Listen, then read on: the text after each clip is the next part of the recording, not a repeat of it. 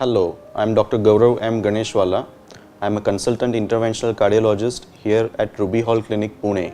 The sole purpose of this video is to educate the patients who suffer from this kind of disease and to advise them about the management of this disease, particularly how to take the anticoagulants. So today I am going to discuss about various thromboembolic disorders.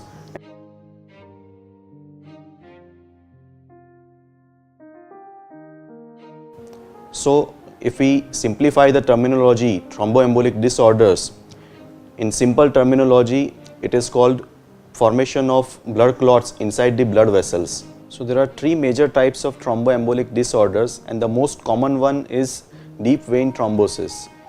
The most common site for formation of thrombus or blood clot inside the venous system is the deep veins of the lower limbs of the legs. The most common reasons for formation of blood clots in the deep veins of lower limb is diabetes, dyslipidemia, very high cholesterols, very high homocysteine levels, or excessive smoking, and patients who have sedentary lifestyles.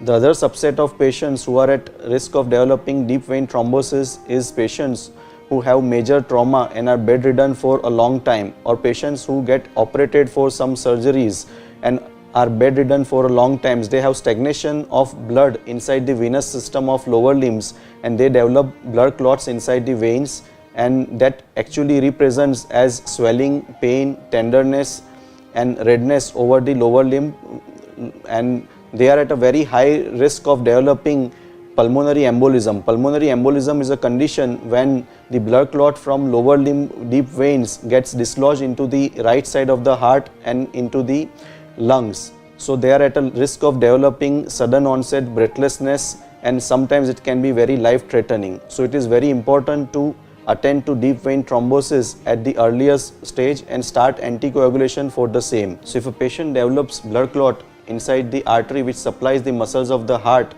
they can develop a heart attack.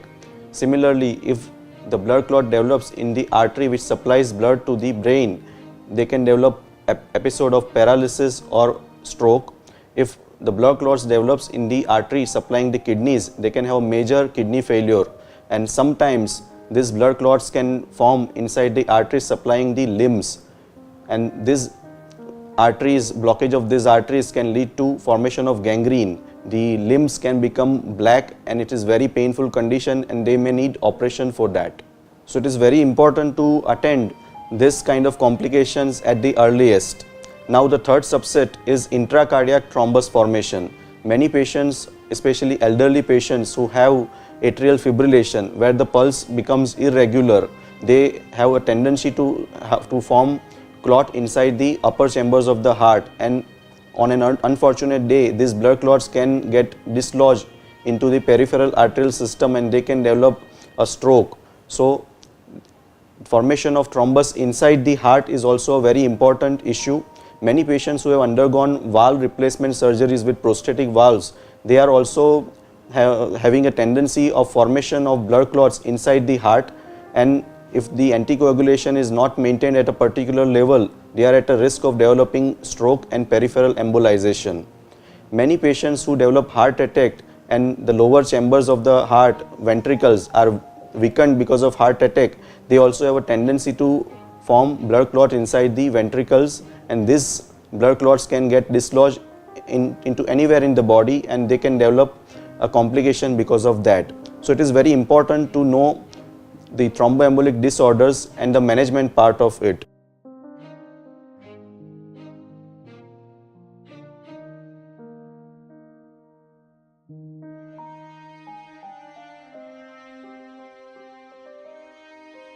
Now the most commonly used medications for management of thromboembolic disorders are anticoagulants.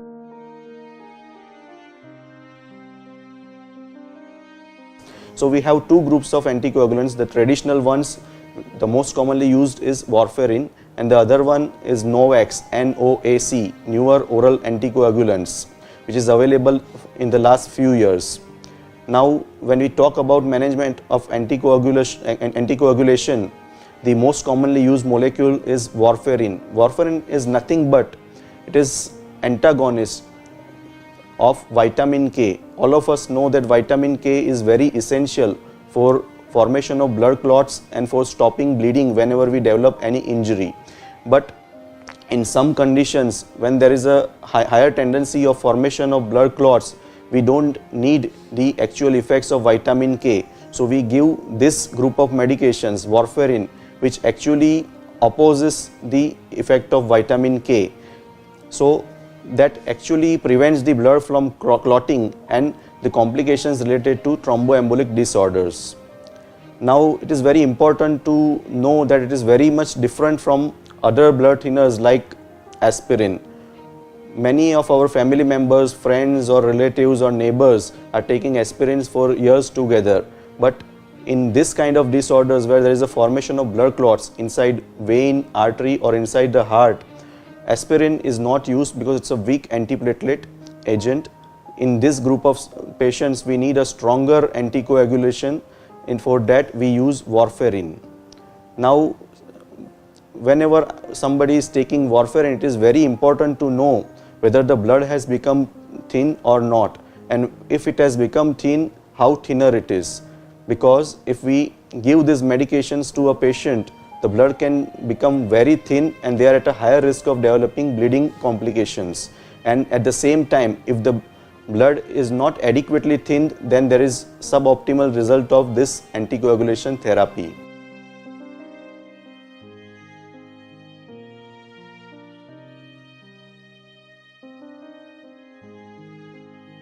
So how do we measure the effect of this anticoagulation therapy? So we have a special test called INR, International Normalized Ratio, to monitor the effect of warfarin.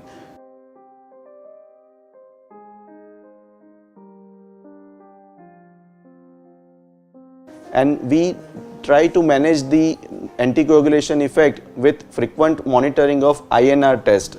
The INR value has to be between 2 to 3 in this subset of patients. The normal individual who does not take these medications usually have an INR value around 1. But for patients who are on anticoagulation therapy, in this subset of patients, we need INR value between 2 to 3. Now, what happens if this INR is not achieved? This 2 to 3 is called therapeutic window of warfarin, and if that is not achieved, there are two possibilities. If the INR is above 3, that means the blood is very much thinned and patient is at a risk of bleeding. Even a simple prick or a small trauma can lead into massive bleeding, which is very difficult to stop. And in many cases, when the INR is very high, even without any kind of trauma, they can develop spontaneous bleeding, and it is very dangerous if a patient develops a spontaneous bleeding inside the brain or inside the gastrointestinal tract. So it is very important that INR should not go beyond 3. Now at the same time, if the INR is below 2, then we can say that the drug is not working optimally. So we need to optimize the dose of warfarin in this particular patient, because if the INR is less than 2, even the patient is taking the medications, it is not going to help this particular patient. So it is very important to maintain the INR value between 2 to 3. Now this dose varies from one person to other. So whoever is taking this particular medication, we need to check INR very frequently.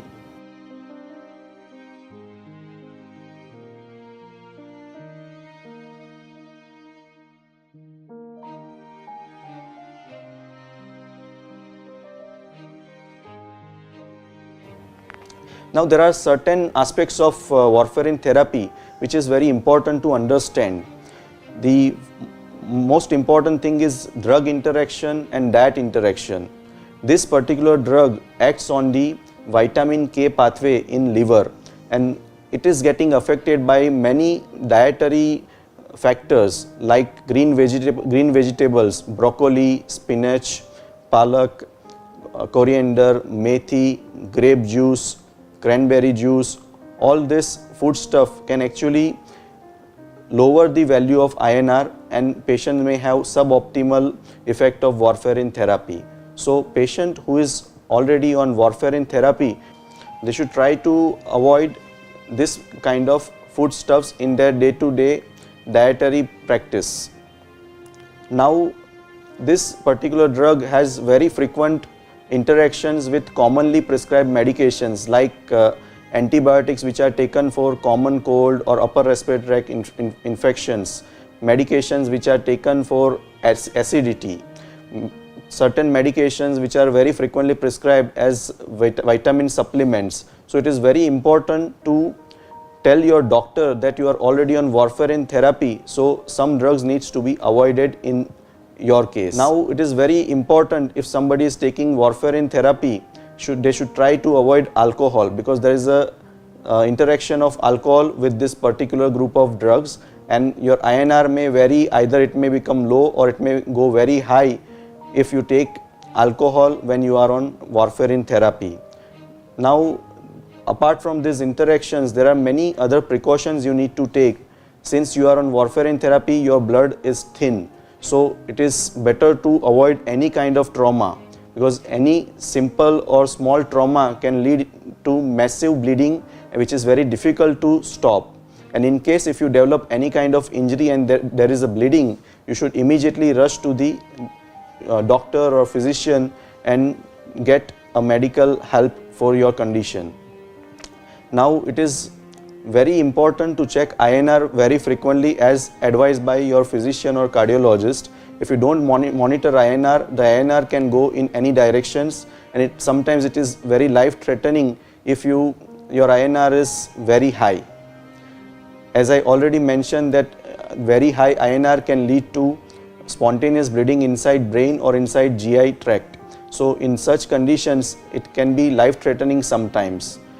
There are many elderly patients who are at risk of fall because of imbalance. So they should be attended very particularly when they are on this particular medications.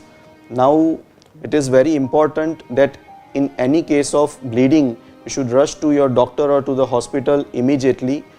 Most commonly, we can just stop the medication for few days and the effect goes away, and we can manage without any kind of intervention. But in some cases where the INR is very high and the bleeding is excessive, which does not stop without intervention, in such cases we need to give antidote for this drug, or we need to give some blood products to reverse the effect of this particular drug.